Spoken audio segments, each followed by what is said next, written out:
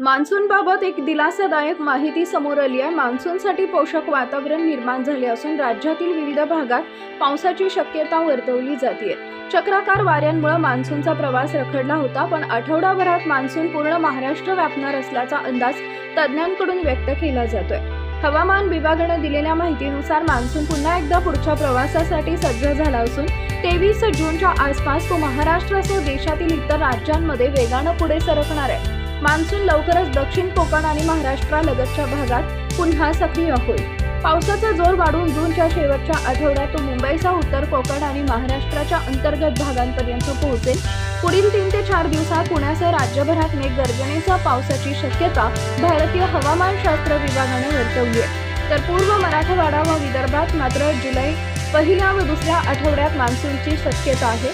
तत्पूर्वी तुरळक ठिकाणी किरकोळ पूर्व मोसमी पावसाची शक्यता आहे।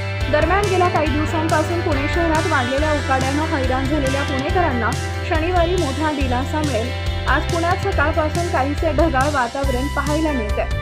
वर्धा, यवतमाळ, नागपूर, गोंदिया, चंद्रपूर, गडचिरोली जिल्ह्यात उष्ण हवामानासह वादळी पावसाचा अंदाज आहे, तर सिंधुदुर्ग, कोल्हापूर, सोलापूर जिल्ह्यात वादळी पावसाचा अंदाज असल्यानं येलो अलर्ट दिलाय। आजही विदर्भात उष्ण लाटेची शक्यता असल्यानं ऑरेंज अलर्ट देण्यात आला।